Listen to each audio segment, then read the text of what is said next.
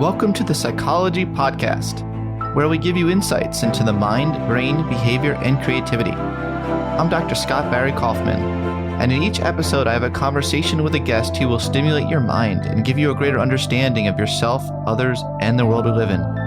Hopefully we'll also provide a glimpse into human possibility. Thanks for listening and enjoy the podcast.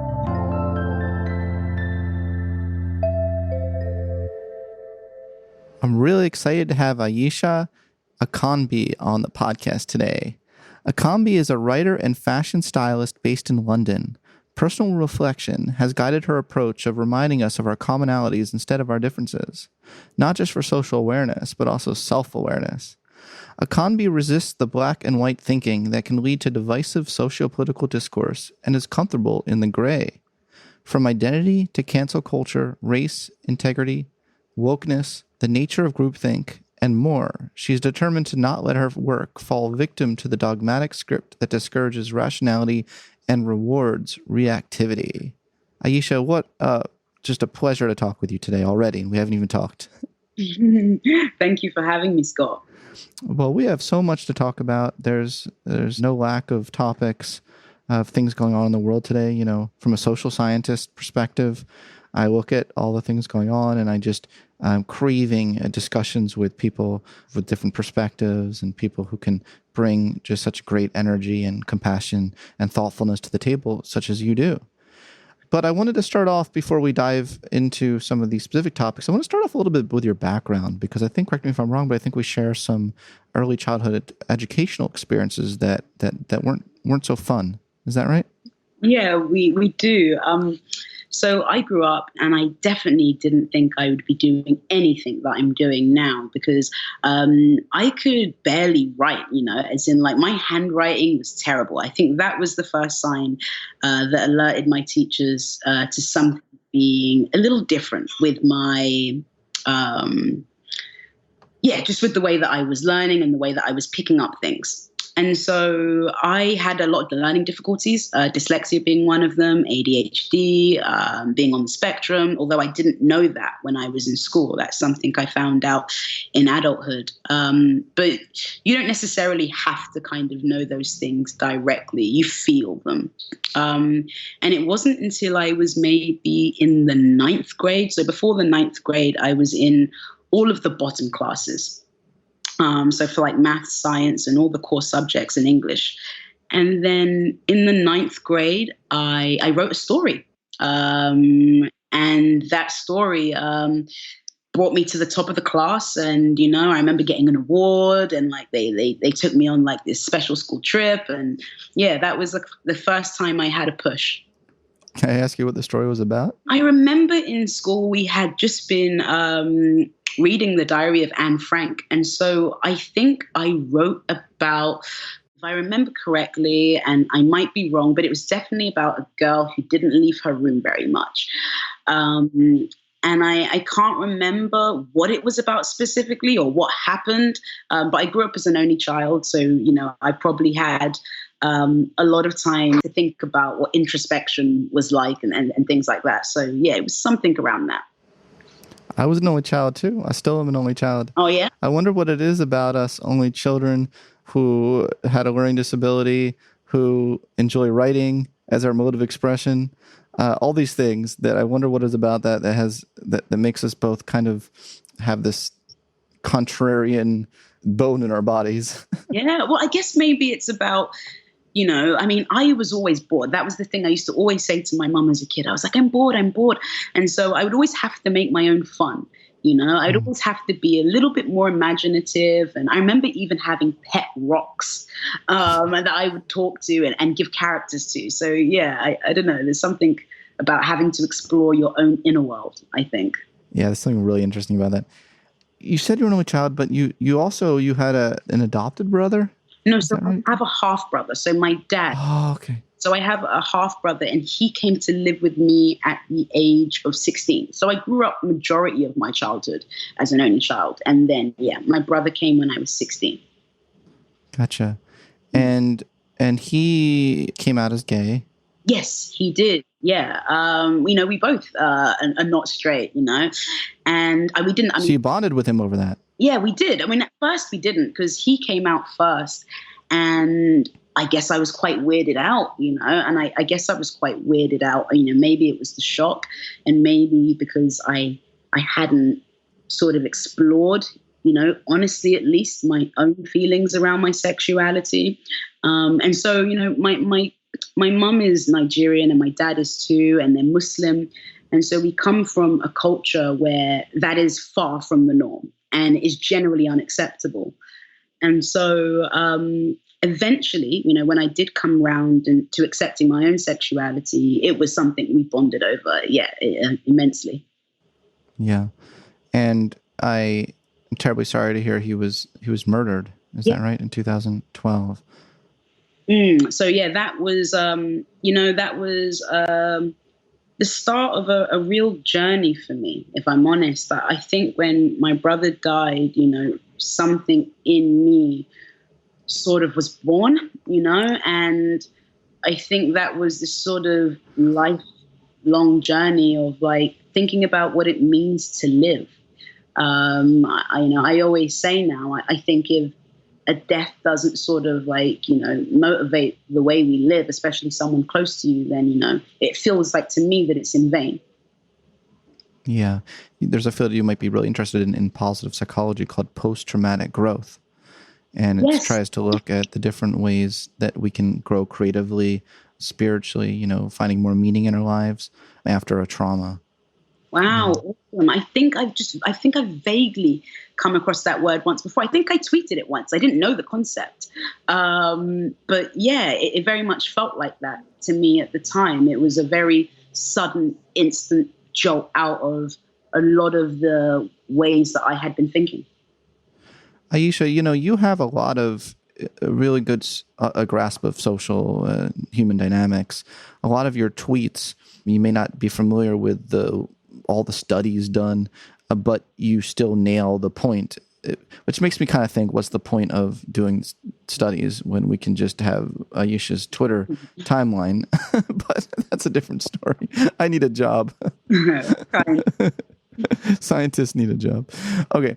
So yeah, there's common theme that you have of what stops us from fulfilling our potential.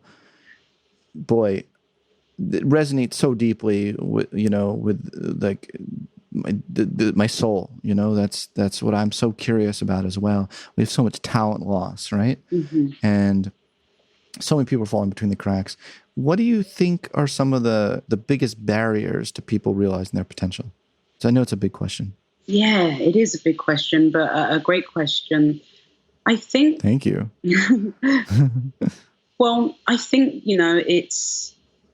I think the nature of belonging has something to do with it. Of course, we all have the human urge to want to belong, but the problem is with a lot of membership to a group, whether it's a political group, whether it can even be like a sports group or anything like that, is sometimes to have, let's say, a comfortable admission into the group, you might have to minimize large parts of who you are. You might have to hold back what you think in order to just keep the peace. The group might make you think that feeling certain ways are not okay. And so that way you're discouraged from it.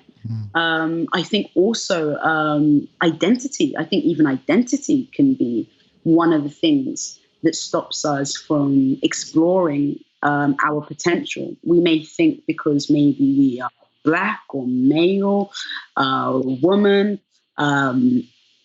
gay, straight, all of these things kind of come with a cultural code of what's acceptable. And many of us that want to belong, which is to fit in, are very scared to deviate from that script because we don't really know what lays on the other side of that. Sort of following the path is it's what's recommended. Our parents did it, and so we have a bit more control there. And so I think what stops us from exploring our potential is fear of the unknown. Yeah, I think that's part of it. I mean, there's probably a lot more too. I think that we judge our feelings too much. I think that's a big thing. I think we're scared to be too self-reflective because we may not like what's there. And I think that's because we're quick to just call, something good or bad, rather than just accept what is. Okay, so yeah, what a beautiful sentiment there, and call for self-honesty. This is something you've called for repeatedly. It's a common theme in your work, is self-honesty. Well, let me ask you, because you're so interesting in the sense, like you work in fashion, right? You're a fashion stylist. Mm-hmm. So how did you get interested in that as a topic, and how in that field do you attempt to bring in some of these ideas that you have about humans? Well, I came to fashion styling through fairly alternative means. It wasn't necessarily that I had a big love of fashion per se, but I was very interested, maybe psychologically, I didn't know that at the time, about style. Why do people wear what they wear, So why did you pick this blue polo shirt you're wearing, for instance, polka dot?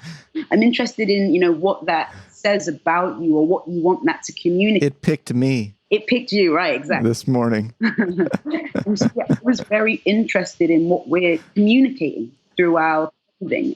You can almost think of like your outfit as your hello before you speak. And so for me, I was always someone who was, especially when I was younger, I was a bit eccentric in my style, and that got me a lot of attention. And it got me attention from people that I think I wouldn't normally come into contact with.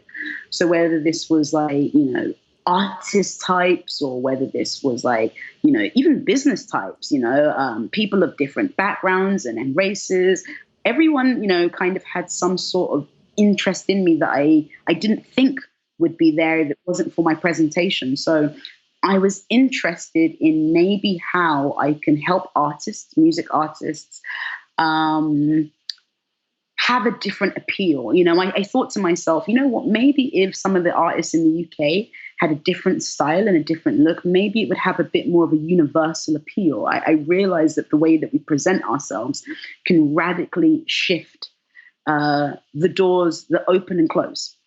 And so I was interested in that. I love that. And have you gotten good receptive feedback from people in your field when you present some of your ideas?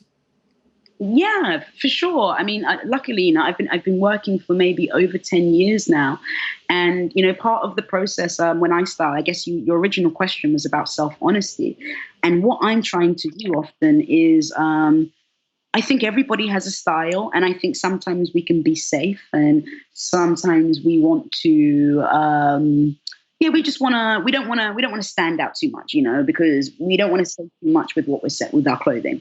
But my aim and my practice is to try and help people pull out what's naturally there. So it's not necessarily me telling you who you need to be, but let's working together and pull out something a little bit more, I don't know if the word is eye-catching, but a little bit more personalized. So it's exploring the self, but through style. I'd like to take a moment to talk about our sponsor, BetterHelp. Is there something interfering with your happiness or preventing you from achieving your goals? For quite a lot of us right now during this coronavirus pandemic, we are struggling with our most fundamental basic needs, such as our needs for security, connection, and opportunities to master our work. I think all of us could use some therapy right now. I know I sure could, which is why I've really been enjoying working with a professional therapist at BetterHelp, so I can realize the best version of myself, even under the current circumstances. BetterHelp will assess your needs and match you with your own licensed professional therapist, and you can start communicating with your therapist in just under 24 hours. Note that it's not a crisis line and it's not self-help. It is professional counseling done securely online. There's a broad range of expertise available, which may not be locally available in many areas. In fact, the service is available for clients worldwide. What I really like about BetterHelp is that you can log into your account anytime and send a message to your counselor. You'll get timely and thoughtful responses, plus you can schedule weekly video or phone sessions so you won't ever have to sit in an uncomfortable waiting room as you typically have to deal with traditional therapy. BetterHelp is really committed to facilitating great therapeutic matches, so they make it easy and free to change counselors if needed. It's more affordable than traditional offline counseling, and financial aid is available. BetterHelp wants you to start living a happier life today. Visit their website and read the testimonials that are posted daily. Here's a recent one, for example. Camilla helped me turn my life around. Everything has been so positive for me since our first session. Deep gratitude. I'm pleased to announce a special offer for listeners of the Psychology Podcast. You can get 10% off your first month of professional counseling by going to betterhelp.com/psych podcast. That's BetterHelp/psych podcast. Join the over 800,000 people taking charge of their mental health with the help of an experienced professional. Okay, now back to the show. Do you like my polka dot shirt? I love your polka dot shirt. I'm into polka dot. Yay. You know, you say that you like to avoid buzzwords. This is something you told me when we were having a chat the other day. I thought that was really interesting. And, you know, why? Let me just ask you why. Like, what is the impulse there? Is it because you don't want to be labeled? You don't want to be put in a box? You know, is there, like, why do you avoid buzzwords? Well, I think the writer side of me is very interested in what words mean and if words are precise. And so I think sometimes when there is a buzzword, we can quickly say these things and we're not necessarily thinking about what they mean, you know? So, and also buzzwords are often attached to a political side, you know? So let's say, I mean, fair enough. We often say the word like virtue signaling now, but you know, when we do say the word virtue signaling, someone immediately can easily think of you as, oh, you're critiquing the left. You know, like they get attached. Yeah. Oh, yeah. Yeah, they get attached to certain sides. Or let's say snowflakes. Right, snowflakes, exactly. Or if someone was to say something like, you know, your language is violent. You know, then we might think of, you know, the type of activist, you know. And so I think when I write or speak or put something publicly, I don't necessarily want people to be thinking of their associations. I want people to be thinking of what I am saying. And also when you avoid buzzwords, you really have to think about what you're saying. You know, it's not just so easy to kind of rely on the script. And I think if we want to be honest, and if we care about something, I think we should be able to talk about those things in our own language. Yeah, and you invent new ways of describing things. You had this one phrase that you said to me. I bet you didn't expect me to remember so much, all the things you said to me. But I really liked this. You said, Scott, I'm apolitical but engaged. I thought that was super. By the way, you sound like the Queen, you know, that apparently. Thank you. That's interesting. All my British impersonations sound like the Queen. Okay. People used to make fun of me in England when I lived in England about that. But you said you're apolitical but engaged. Well, I thought that was super, super interesting. Could you maybe talk a little bit about that? Apolitical in the sense that, you know, I'm not so party politically interested, but I'm interested in what forms our political ideologies, or like what makes us gravitate maybe to a side. And I see the issues that are happening maybe more socially. I'm a bit more into, let's say, the social issues, maybe more so than the economic stuff. But I am politically engaged in the sense that I see what's going on, but I don't necessarily come from a side necessarily. I try to be on my side of curiosity and the side of humanity. And I think I've been quite lucky to, have built up a following of people from all sides, like I see MAGA people retweeting me sometimes. I see people? MAGA, people with MAGA in their MAGA. bio. Yeah, MAGA types. I got some MAGA followers too, yeah. Yeah, it's interesting. And, I have some liberals, some progressives, some Marxists, all different types. Libertarians. You got some libertarians on there? Oh, Yeah, I bet they love you. Yeah, for sure. And so it's very interesting because generally speaking, people are quite divided. So I quite like not needing to feel like I have to take a side. I know a lot of people would say that maybe lacks a backbone, and you need to pick a side because if you haven't picked a side, yeah, some people say that. I think some people think that you need a side, but I sometimes think that maybe people are scared not to have a side. Damn, drop the gauntlet there. Drop the mic. That's a really good point. Some people will say things like, well, there's a special place reserved in hell for those who are neutral. I heard that Governor Newsom said that, something along those lines, about those who don't actively speak out about racism. Is it possible? Let me ask you something. Is it because I resonate with the not taking sides part, but I also can say at the same time that there are things that I'm against. Oh, sure. Me too. So, for sure. I know. Both of us, for sure. So I'm in a bit of a silly mood today. So. Oh, no, please. I love it. Go for it. Is that okay? All right. So I'm just thinking, because we're recording here on Sunday morning, so we wouldn't have it any other way. Cool. So to explain to me how both things can simultaneously be true at the same time, which is I love things that seem incompatible and making them integrated and make sense. So how can it be that we are people who don't like taking sides, but there are things we're against? So for instance, I'm against the idea of race superiority. I'm not a fan of that. I'm not a fan. Now, use an understatement. That's why I'm laughing. I'm really not a fan of that. Now, in terms of the taking sides thing, though, I don't like to jump on a side and then like pile on a different side. But I do believe that I am against that. So anyway, what are your thoughts on that? Yeah, I'm against racial superiority too, of any sort.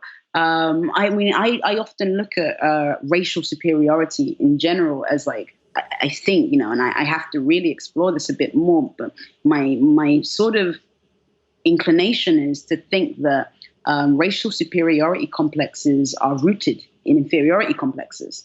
And I think it's an overcompensation. And so you can not necessarily, let's say, there's many ways to think about racism and to think about how we potentially combat racism or to not perpetuate racism that doesn't have anything to do with what we choose to post online. I do. I'm really scared about living in a world where what we post online is a symbolism of our morality or lack of. And so, when people say, that, I don't know, to not have a side doesn't mean you're neutral.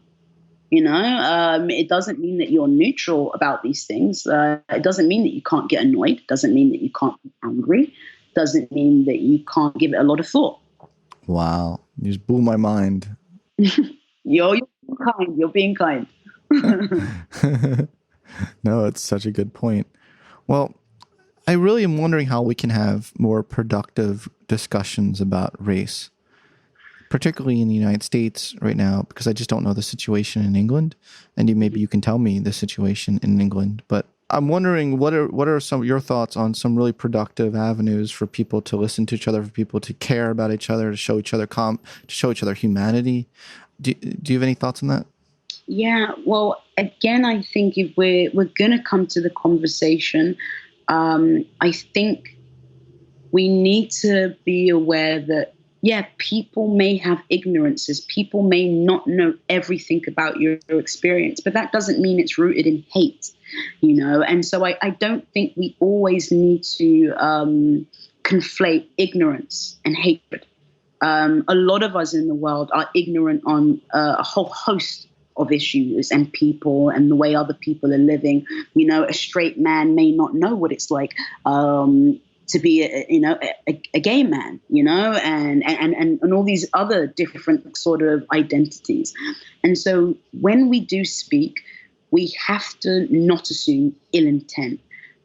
We have to recognize that we are all sharing the world. However, our experiences of that same world are radically different. And so let's say if your worldview, someone else's worldview, let's say, is shaped entirely maybe by the racial experiences that they've had, which is why they know specifically that racism exists and it's palpable and it's daily, then I think you have to kind of accept also that this other person whose race hasn't had to be an issue for them, and that person may not even be white. That could be another black person. That could be a Southeast Asian person. That could be many different people. We have to accept that they also, due to their experiences, their worldview is shaped by that, and they don't have to cancel out each other. Ooh. Can you elaborate a little more on how they don't have to cancel out each other? So just because, let's say one black person might say they experience racism on a daily basis, and someone else might say, actually, my race has been no issue for me. That doesn't mean that, this other person's experience of racism does not exist. However, what we might think about instead is, well, maybe not everybody experiences it. And so we might think about, what is that? Is it about class? Is it about the area that you're living in? Is it about the people that you're mixing with? Can we maybe say broadly that everybody that you're going to come into contact with is innately going to be a racist if this person isn't experiencing it at all, sorry. And so, yeah, I just think it's respecting that, we all have different experiences of the world, and I don't think it's fair to say that just because maybe someone hasn't experienced racism that they are lying, or that they're a traitor. Or even, I think most people who are a minority, let's say within a majority, have experienced some form of discrimination, but it might not be to the extent where they might feel oppressed. I know lots of people like that, for instance, and even myself in London, I've got a lot of black friends who would say that their lives have been colored by racism. No pun intended. Yes, yeah.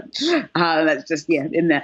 But yeah, I wouldn't say that mine has, and I think they're both, quite valid experiences. Today, I'd like to talk about one of our sponsors, Noom. In psychology, we know that getting in shape is not all about losing a specific amount of weight or reaching a magic number on the scale. There are many reasons why someone might want to practice self-care.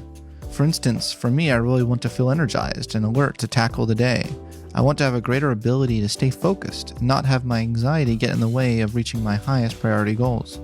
Deeply grounded in psychology, Noom helps you understand why you make the choices that you make and gives you the tools to break bad habits and replace them with positive habits. Noom is not a diet. It's a healthy and easy to stick to way of life. Noom has one of the biggest and most accurate food databases available that lets you track meal habits, visualize portion sizes, and see calorie density at a glance. Personally, I really like the ease and convenience of their app and program, from specific lessons you learn about the psychology of your habits, to their easy food logging, to their flexibility. The problem really adapted to my lifestyle. I didn't feel like I had to completely change what I eat. Instead, I've been learning better habits of self-control. I also really like their support system, from personally assigned goal specialists to a community of Noomers who have all the support you need to finally make that change. Look, we are all strapped for time. Noom just asks you to commit 10 minutes a day for yourself. You're human. If you go off track, there's no shaming, just tips to help you get back on track tomorrow. As we've mentioned many times before on the podcast, small steps can add up to big changes in your life. So sign up for your trial today at noom.com/psychology. What do you have to lose? Except your weight. Join noom.com/psychology to start your trial today. That's noom.com/psychology. Now back to the show. So intersectionality. Mhm. Let's talk about all your intersections here. Black, not straight.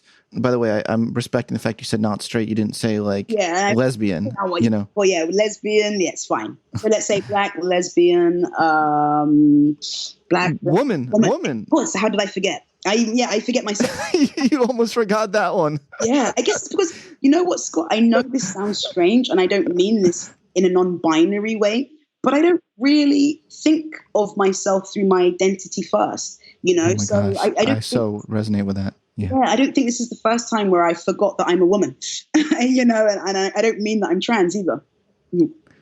Yeah, which would be fine Yeah. if you were. Nothing wrong with that. Nothing wrong with that.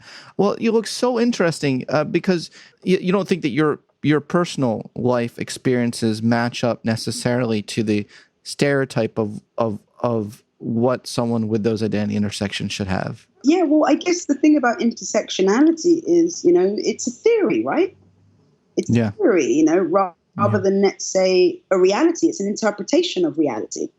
And it's an interpretation of reality that doesn't mirror my experience. I mean, if we can say, has my sexuality ever been a problem in life? Yes, it's been a problem. When I was younger, for my family, can I say that my sexuality has been a problem professionally? No, at least not to my knowledge. I don't go outside and experience lots of homophobia. I can't say that my race has been something that I've noticed holding me back in any way, nor my womanhood. And I know lots of other women who are just like me, whether gay, bisexual, black, and female. And yep, I think they could attest to the same thing. And so, you know, that does bring up some interesting questions, you know, as to, you know, or maybe it's just the fact that we're all different and maybe one theory doesn't fit all. Right. And that's a good point. And it brings up lots of issues with the sense like, how much as a society do we want to categorize suffering based on race? So like white people don't suffer, black people suffer. If you're a woman and you're black, you suffer even more. It brings up a lot of questions. How much do we want to talk in those terms versus, well, everybody suffers. Isn't there an REM song about that or something? I don't know. Yeah, everybody hurts sometimes. It's you know, it's probably quite profound. It's true. Where did I go? Yeah. I just went somewhere. But you know, how do we want to frame the issues?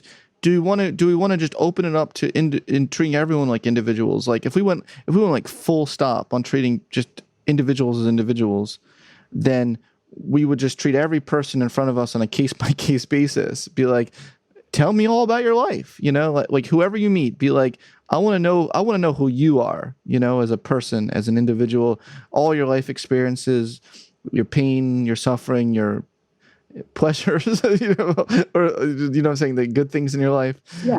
And really get to know a human before you bring into it all your preconceptions because, oh, they're white, they must have it easy, or they're black, or they must have it tough. It's a question of how do we want to think about the world in a lot of ways, right? Yeah, I think it's too simplistic to suggest that, you know, one theory can explain everybody's experience. I personally take people on a case-by-case basis.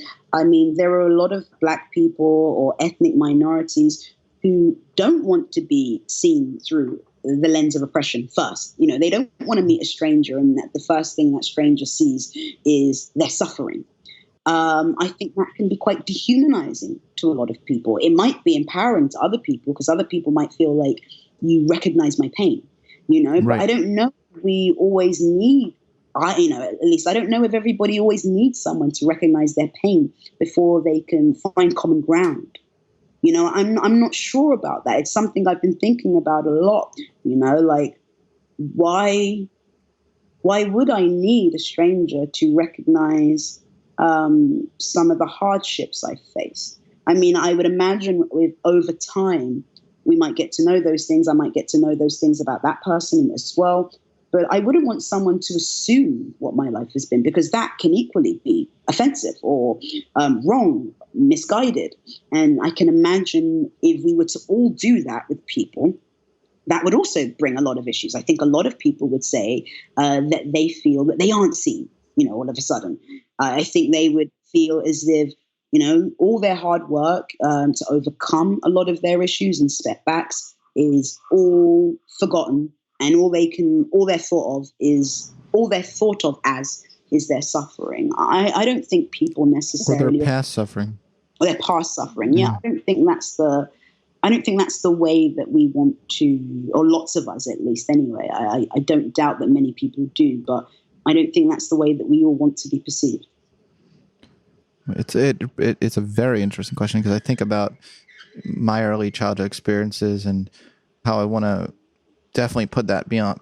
I want to move beyond that. I want to, transcend being labeled as a stupid kid, and I want to be seen for what I do now and the work I do now. I certainly don't want to be seen through the lens of, oh, wow, well, what you're doing is so good considering you were stupid as a kid.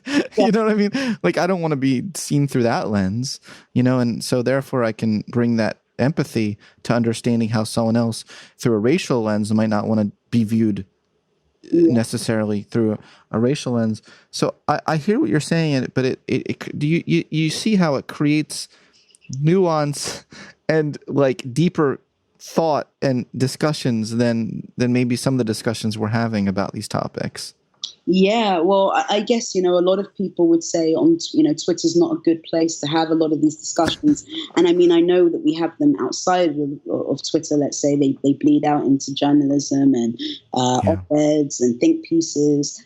But they're often inspired by Twitter. They're often written knowing that they're going to go on Twitter. And so people, I think, on Twitter are incentivized to go for views and perceptions or worldviews that sort of lack complexity, because it's easier to process potentially. It attracts a lot more attention. Maybe it's more exciting or more provocative, but it's not complete. I would say it's an unfinished picture. But we do. I mean, if we want to give full dignity to a human being's life, then I think it's important. I do. Yeah, I do too. And so I personally am reluctant to see people through their suffering first, because I think if we do that, we're inviting people to patronize us. We're inviting people to sort of tiptoe around us. And I don't know. I'm not sure if you can intellectually respect anybody you have to tiptoe around. So let's talk about feminists. Let's do it. Because I think that things are more nuanced and complex than what certain types of feminists, what they're bringing to the table, in the sense that it's all the fault of the patriarchy. Let's blame everything on the patriarchy. Yeah. Again, these are really, I'm almost shocked that adults could think such a thing. I'm almost shocked that we can put everything in the world down to one group. I find that painfully naive and oversimplified. It's just not true. And I think if we think about our own lives, our own experiences, our experiences with friends, our experiences with our mothers, our experiences in the workplace, I think we know that this isn't true, and I think what happens though is people are probably saying, but men are worse. So I think deep down, maybe people know that, of course, women have their own issues because humans are not perfect. So they have to have their own issues. However, I think we don't want to talk about that, because I think the idea is, well, we'll get to that once we dismantle the patriarchy, so to speak. I don't think a lot of mainstream third wave, if you like, feminists, as they're often called, or online feminists, pop feminists. There's a lot of ways to describe this type of thinking. I think they run on the idea that let's bring down the big problem and then we'll work out the little problems. But they're all problems, or maybe we just accept that human nature is flawed. And, I don't know, sometimes people seem reluctant to do that. But I can't subscribe to the idea that, our world is the way that it is solely because of men. I do think that, if there is surely, as they call it, a toxic form of masculinity, which is just a type of masculinity that can be destructive, there are definitely things that I would imagine are fairly corrosive in femininity. Whether that is, and this is not all women, just like, let's say what they describe as toxic masculinity isn't all men, but, there are lots of women who see each other as competition first. There are, a lot of the ideas around, or a lot of the ways that we frame toxic masculinity can still be very attractive to some women. There are some women who consider those traits that we call toxic to also be real masculinity. We still have ideas about, within women about what makes a real man. That's quite a dangerous notion. If we have any notion about what makes a real man, that means that we're not willing to accept variety within men, and that can be a dangerous idea. So, yeah, I mean, we don't get to live in a sick society, without sort of inheriting some of its poison. A lot of wisdom there. There's a lot of wisdom there. Do you think the patriarchy exists? I it's not the sort of language that I use. Let's say, are there more men in positions of power in the United States or in the UK? It would appear so. Are women oppressed and living in a sort of, I don't know, living maybe in perpetual fear of men? Again, I don't think every woman could say this, no. So again, because I like to be careful about the words that I use, I think if we were living in a patriarchy, I don't know if we would be able to call it out so easily, without any repercussion, without any consequence, without any imprisonment, because there are places where you pay, a heavy penalty for speaking out against certain things, whether that's the government, whether that's men, whether that's changing a piece of clothing or taking off a piece of clothing or whatever it may be. So, even in Nigeria, where my parents are from, the way that, let's say, police would handle rape there is almost by not handling it at all. That seems to be something that's quite oppressive. And I know, even in the United States, I think rape is one of the hardest things to actually, prosecute, properly. But at least you can go somewhere and someone will take you seriously. No, I hear you. And I've been looking into cases of men being raped, and right. They're not taken seriously whatsoever. Yeah. Yeah, they're not taken seriously. I mean, there's still a stigma for a man to even say such a thing, because there's so even, the concept even of emasculation. I've always found this interesting that, like, if a man does or doesn't do something, his masculinity is taken away. I think there's something really worth thinking about there, because women don't necessarily, in the same way, there isn't necessarily a word to just, there isn't a word, an equivalent, I think, to the word emasculation for women, not in the same way. However, there's lots of things that I think men experience that, if they were to be honest about, society at large thinks that they've compromised something, compromised something about how strong they are. or how stoic they are. And I think that's really destructive. I'm excited to announce that the Psychology Podcast now has a Patreon page. You're going to love our new exclusive episodes just for Patreon subscribers. There'll be a couple a month that only will be accessible if you subscribe through Patreon.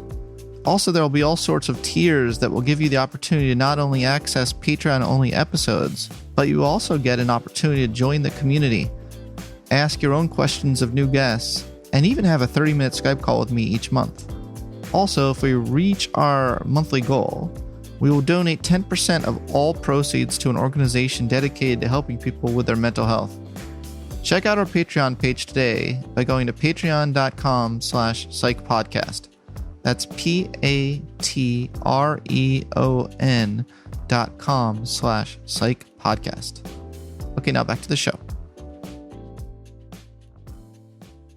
I can see why you want to not use specific buzzwords, but to actually articulate your thoughts as nuanced as possible without it being reduced to specific words. So I really do appreciate that about you. So do you want to play a little game for the remaining time we have where I read some of my favorite tweets of yours? Oh, please, let's do it. And you tell me what you think. Tell me, do you still agree with the tweets? And then, what you elaborate your thoughts. Here's one. Anyone who loves you will gently tell you uncomfortable truths, but those who want you dependent on them will aggressively tell you comfortable stories. I agree with that. Yeah, dun, dun, dun. I agree with that. I do believe that, when we love someone, like our parents love us, hopefully, sometimes that happens. They can be more honest with us than anybody else. Sometimes honesty isn't always the gentlest, but they're honest, and they're honest for our well-being. However, when we want someone to believe in us, buy from us, or, share in our narrative, that person seems to have a vested interest in maintaining a narrative rather than exploring the truth. I don't think they do it necessarily I don't think they're conscious of it. I can't even say that they're doing it consciously. I don't think it's conscious a lot of the time. I'm sure some people are quite conscious, but I don't think it's coming from emotions. Yeah, it's coming from emotions. Yeah, I don't think they realize that's what's happening. Do you want me to move on to another tweet? Yeah, go for it. Okay. Isn't this fun? Oh, yeah, I'm into it. Are you having fun? Well, I want to ask you, are you having fun? No one's ever asked me before, because I think sometimes I can come across vague. So I guess it's nice to clear them up. Clear it up. The truth is often offensive before it becomes liberating. Yeah, very much. I'm very scared about society's inability, it seems, to handle uncomfortable truths. I'm very scared that society thinks the entire world is a safe space. It's not. At least not if you want to grow in the world. And so, the truth is offensive. Even when we think about ourselves, we learn things about ourselves and we're like, oh, that's why I did that. Oh, that's why I said that. It's not comfortable. It's unflattering. And I think we need to take up more of an interest in the unflattering truth. Truth hurts. It does. Sometimes. It does. And I'm sure many people have said this. I can't remember who, but, I think someone said, the truth will piss you off, before. I can't remember. I'm saying it wrong. I'm paraphrasing. But, yeah, it is. It's annoying. I think you're paraphrasing your own self. No. Like a prior tweet of yours. Like someone said, yeah. Okay, cool.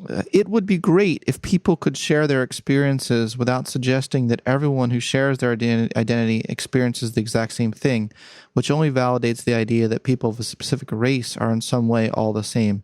Now, we talked about that already, and you made your point there about that. Did you want to elaborate on it anymore? Yeah, I'll maybe be brief on it. The idea that, let's say in this moment right now, I've seen messages like don't talk to don't talk to your black friends. Reach out to your black friends. Asking your black friends about what happened on the weekend is traumatizing. And I just don't know why someone doesn't say, I find this question traumatizing. So I think that it would just be easier if people spoke for themselves. It's a very weird, you almost don't hear people speaking entirely on, or speaking exactly for their race in the same way that I'm used to seeing it with black people. And I think it does exacerbate this idea that we're all the same, and I think it's corrosive. It seems like a cycle, if you want people to treat you all the same, then you can't put out the idea that you're all the same. To me, I don't know, it seems fairly basic logic. And maybe I'm missing something here, because it seems to be quite commonsensical to me that you shouldn't, or it's not productive, at least, should I say, to do that. And that also works in terms of whites, not assuming that all whites have had the same experience of privilege. Is that right? Yeah, no. I couldn't assume such a thing. I think that's quite audacious for me to assume that every white person has. Again, privilege isn't really an area that I spend much time in, because life is a bit more complicated than that. You may have white skin, but you may not have education. You may not have parents. You may not have all sorts of things. You may have grown up extremely poor. I can't say that every white person is more privileged than me. I don't know what I'm saying about myself by making such a claim. So I guess someone would say, technically they do have white privilege because of their skin color, but I guess that's what someone would say, is that it is a fact. If you have white skin, you have white privilege. I don't understand white privilege in what sense? Is in like, okay. They would say that all else being equal, and that's a lot of things that we're ignoring, but all else being equal, it's better to be born with white skin in terms of how you'll be treated than black skin, and that in of itself gives you the privilege. That's I think how the argument goes. But being born with white skin, and you are, let's say, noticeably uneducated, uncultured, if you like, you come from like a very rough part of town. I can't say that, let's say, every white person is going to treat you like, I can't say every white person is going to treat you the same. I don't know how we know that. I personally don't anyway. I don't know how we know that every white person is going to be treated great because they have white skin. I don't know that. Yeah, I think that's why the argument goes all else being equal. But all else being equal. Sorry, that's what you said. Yeah. All else being equal. Yeah. Okay. It's a lot of stuff to ignore, though. Yeah, it is. Okay. I guess I'm not quite willing, and people can have that sense of things if it works for you, but I think it slightly validates an inferiority complex in everybody else. I think it says that, it says something that I'm not comfortable to push to the world, to young black people, or to anybody who already may feel like the world may be against them. It's just not really something I think is productive or helpful. Cool. Thanks for offering that perspective. Here's another tweet. It is childish and manipulative to act as though disagreement means hatred. Are you telling people to grow the F up? Yeah, essentially. Grow up. That's something I just wish I could say a lot of the time, is just grow up. It's just not the case. We know it's not the case. We're not that silly. I believe in us more than that. We know that all disagreement doesn't mean hate. We know that. We know that our beliefs are informed by religious background, cultural background. So it might be a sin, let's say the way someone someone's lifestyle or the way someone does something might just be counter to what the religion says. There are plenty of reasons as to why we disagree with someone, and it doesn't mean we hate them, you know? And so I think this is a manipulative tactic because we live in like a reputation economy, if you like. And as soon as we label someone as hateful, then we smear them, and we can potentially sort of dangle their employment on a string. They will back out of the conversation. People will pile on them. And it seems like a weak argument. It seems like a weak, manipulative. I don't even know if I would call it childish, because I don't know if children do that. But it's immature. Yeah, I don't know. It's not giving children enough credit. I don't know, yeah, but it's definitely at least immature, you know, and immaturity can live in any age group. Despite, you have so many good tweets that it's just like, which ones do I pick? So many good ones. Despite what we're told, we are all so much more than our identities and the worst things we've been through. Yeah, we are. We are so much more than our identities. You know, our race doesn't have to determine our thoughts. Our sexuality doesn't have to determine our interests. Having white skin doesn't have to determine how you view those who are not white. And we're definitely a lot more than the worst things that we've been through. If we don't view ourselves by our worst behavior, you know, we often don't do that. We don't think of ourselves. We don't think, you know what, I lied that one time, or I stole, or, you know, one time I got angry and I punched the wall, or whatever it may be. Maybe we were violent to someone. Most of us don't define ourselves by our worst actions. So if we don't define ourselves by our worst actions, why should we define ourselves by the worst things that we've been through if we are to overcome the things that we've been through? I just think there's way more ways that we can be interesting. It seems like we have a double standard. We don't judge ourselves by our worst selves, but we judge other people by their worst self. Exactly that. Oh, you know, I'm going to tweet that. Can I tweet that? Of course you can. You know that point. Did I just make a good point? Yeah, you made I think you made a great point. Yeah. I like SBK made a good point. You made lots. I retweeted you today, actually. No, are you serious? Wait, you retweeted me? Whatever. Of course I did. I retweeted you about the social psychologists. You said this is like a moment for them, you know, because there's so much to unpack. That's right. To explore, and I think that's very right. I mean, that's how. I mean, I'm not a social psychologist, but I'm looking at it, and it's overwhelming, the amount of things to explore. Yeah. It's really overwhelming, and it also keeps, social scientists busy. Yeah, exactly. Social scientists, sorry, I was saying social psychologists, but yes, social. Oh no, that's fine. Absolutely. What keeps us off the streets? Yeah, exactly. As long as you're off the streets. Or else I'd be up to no good. Exactly.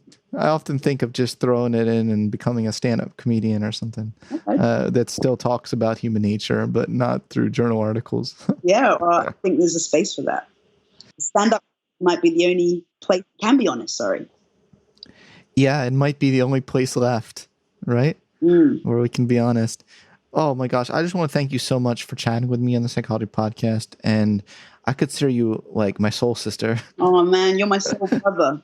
I don't know all the things that could be wrong with that statement, but it comes from love when I say it. So, and I'm talking about your soul. I'm not talking about your skin color. I get it, Scott. You're my soul brother. No one can tell me anything. Exactly. Thanks again for the chat, and I wish you all the best. Thank you. I wish you all the best too. Have a great day. Thank you for having me. Thanks for listening to this episode of the Psychology Podcast.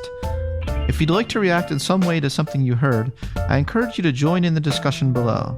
Also, please add a rating and review of the podcast on iTunes, and subscribe to the Psychology Podcast YouTube channel, as we're really trying to increase our viewership on YouTube. Thanks for being such a great supporter of this podcast, and be sure to tune in next time for more on the mind, brain, behavior, and creativity.